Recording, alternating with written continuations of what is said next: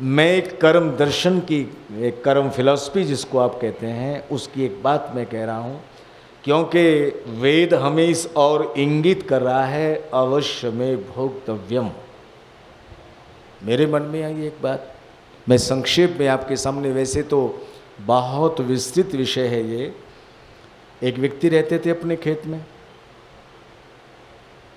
झोंपड़ी बनाई थी, सर्दी का मौसम था।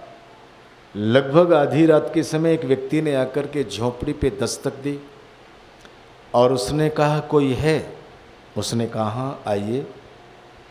यात्री कुछ थका हुआ सा था, उसने कहा मुझे कुछ दूर गांव में जाना है लेकिन देर हो गई है, ठंड भी ज़्यादा है, मेरे पास उपयुक्त वस्त्र भी नहीं है, क्या मैं आपके इस झोंपड़ी में रुक सकता हूँ?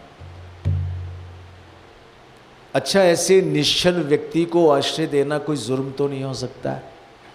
इसलिए विद्वानों ने कहा कि जब जब तपस्वी लोग बगैर निश्चित दिन के तिथि के हमारे दरवाजे पर आकर के दस्तक देते थे, तब उन्हें हम क्या कहते थे?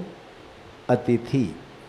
और चूंकि अतिथि यज्ञ है हमारे यहाँ पर, गृहस्थी को तो आचार्य जी बताते हैं बार बार कि भाई 5 यज्ञ हैं, ब्रह्म यज्ञ से लेकर के और बलिवेश्य देवी यज्ञ तक हमें नित्य प्रति करने चाहिए। जो नहीं करता वो थोड़ा सा इन सिद्धांतों से तटस्थ हो जाता है। अस्तु, तो उसने कहा ये एक चारपाई दूसरी थी, उसको उस पर बैठाया, कुछ जो भी रूखा सूखा उस समय था वो उसको उपस्थित किया और वो लेट गए।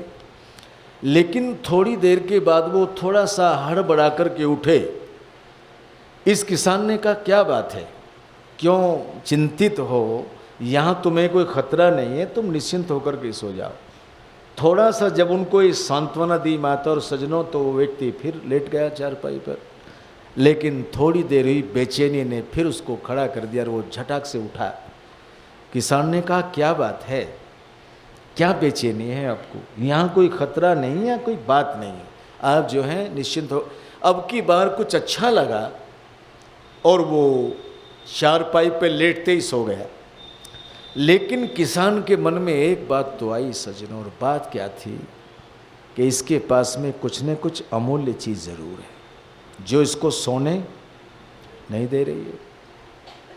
और वो वृत्ति उस व्यक्ति की जिसने अतिथि को अपने यहाँ पर बड़ी सहजता से रखा था, उसको बड़ा बेचैन कर गई। उसने कोई ज़्यादा चिंतन नहीं किया, एक कुल्हाड़ी रखी थी, उसने सोते व्यक्ति को मार दिया। और जो एक थैला उसने अपने नीचे दबा करके रखा था, जब उसको देखा तो उसमें बहुत सारे जेवरात थे सोने चांदी की। उसने कहा यही चीज़ इसको सोने नहीं दे रही थी, लेकिन भगवान ने मेरे लिए तो खजाने का मुंह खोल दिया। कोई है भी नहीं यहाँ। रात को खेत में कहीं इसको दबाया। और मैं बात को ज़्यादा विस्तृत न करता, मूल में आपके सामने एक बात करूँ। इसके मन में एक बात आई कि लोग कहते हैं भगवान है, भगवान कहाँ है? जहाँ झोंपड़ी थी वहाँ कोठी बन गई, ज़मीन और ज़्यादा हो गई, नौकर चाकर हो गए, और सबसे महत्वपूर्ण ये बातें हुई कि इस क्षेत्र का सरपंच बन गया ये। अच्छा, ऐसी बातों से बन जाता है ना व्यक्ति, बन जाता तो है। वो कब तक रहता ये भगवान जाने।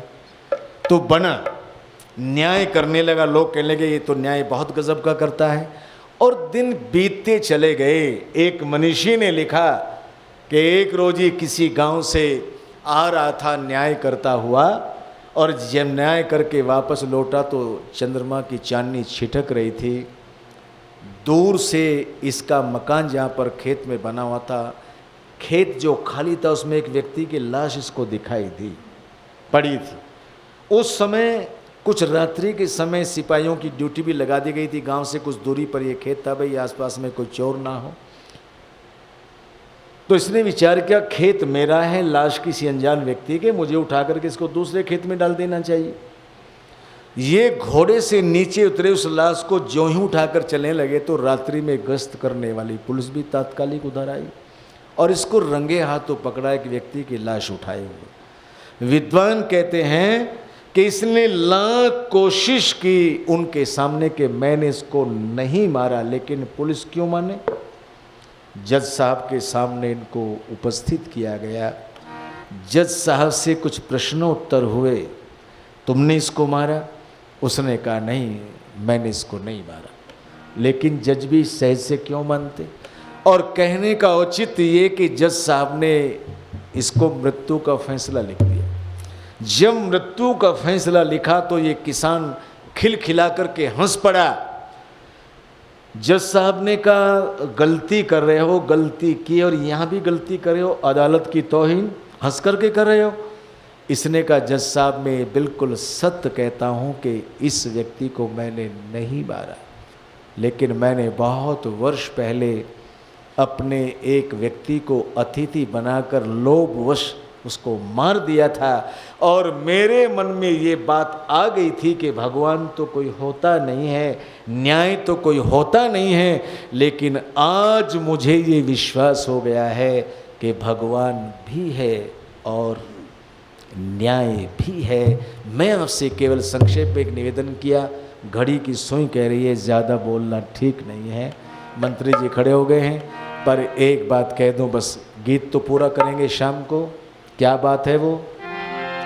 शुभ अशुभ जाने अनजाने कर्म का फल, शुभ अशुभ जाने अनजाने कर्म का फल, भोग भोगने के लिए अनगिन जन्म लिए। शुभ अशुभ जाने अनजाने कर्म का फल, भोग भोगने के लिए अनगिन जन्म लिए। परमेश्वर की न्याय व्यवस्था सदा अटल, भोग रहे हैं जैसे जिसने कर्म किए। शुभ अशुभ जाने अनजाने कर्म का फल,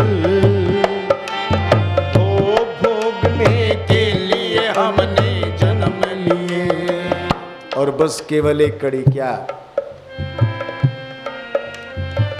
प्रकृति सत जीव सतचित, सतचित आनंद ईश्वर नित, तीन ये सत्ताएं।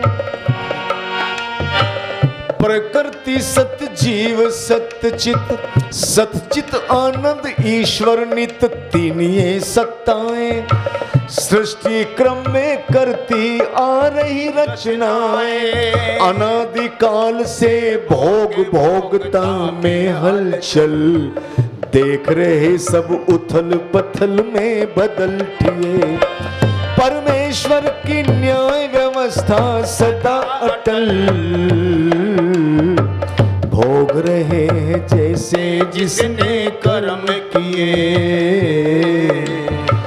भोग रहे हैं जैसे जिसने कर्म किए।